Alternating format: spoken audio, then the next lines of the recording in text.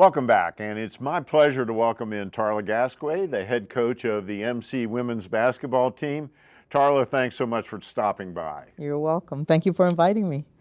Well, Tarla, we just recapped your season for the audience, and knowing you as I do, and of course we've talked, you were somewhat disappointed at the way the season turned out. I know it didn't quite reach the hopes and dreams that you had.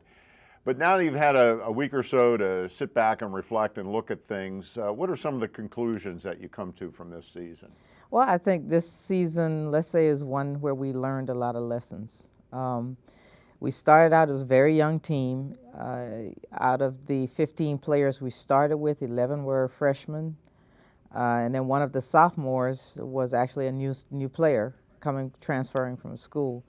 So it kind of lent itself to some lessons. I think one of the big keys for us there was we didn't have the kind of leadership that we've had in the past years.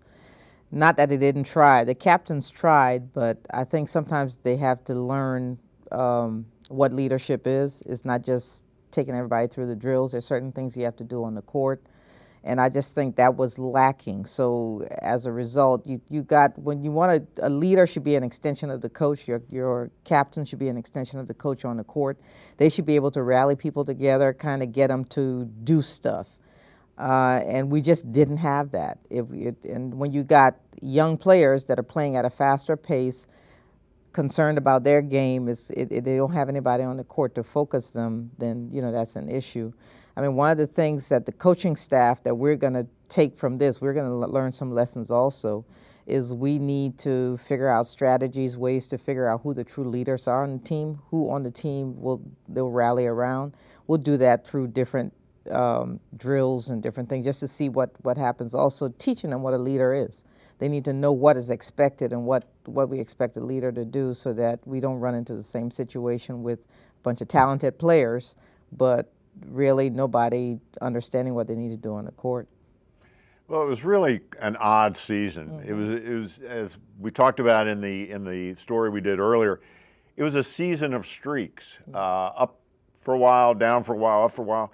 What do you attribute that to? Do you think the youth again? Well, it's the youth, and then when you think about it, a lot of these players that we recruited, especially those that were doing a lot of the playing, came from teams where they were the go-to player.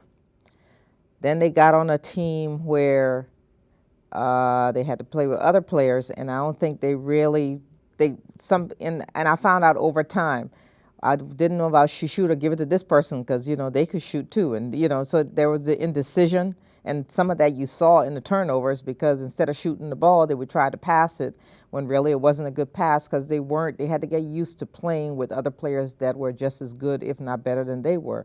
In addition, you had players who I think then started to doubt what they could do because they were all of a sudden in an environment where they weren't the best player.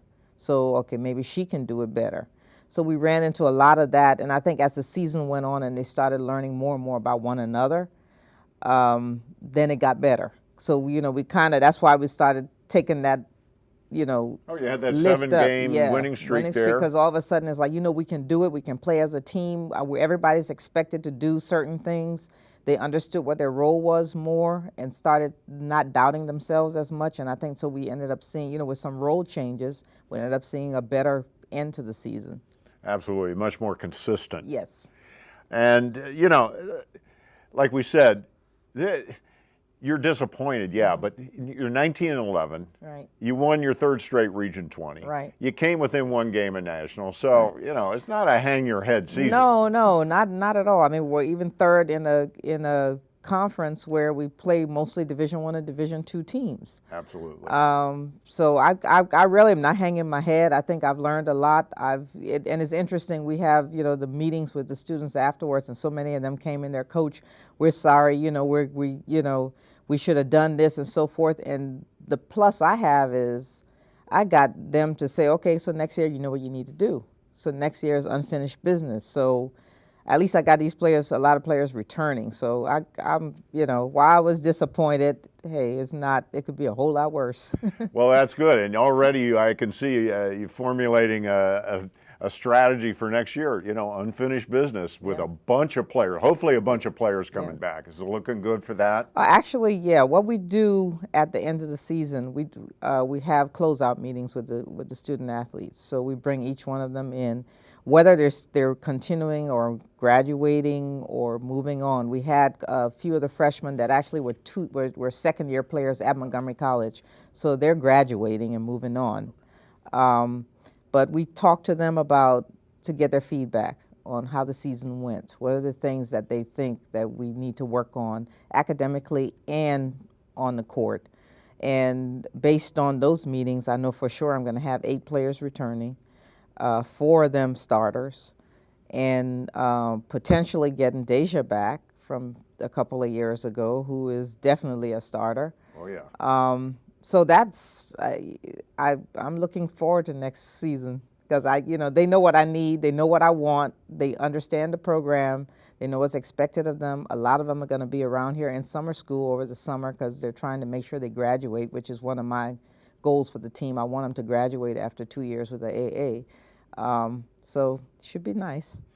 All right, in the short amount of time we have left, now you talked about next season, but there's really no off season for you. No, I know that. Definitely not. Definitely. You're into the recruiting mode now. Definitely. Tell us some of the things that you do to bring players to MC. Well, I've already been out there. Went to the Maryland State Tournament, the high school state tournament. Went to the DC All-Star Tournament.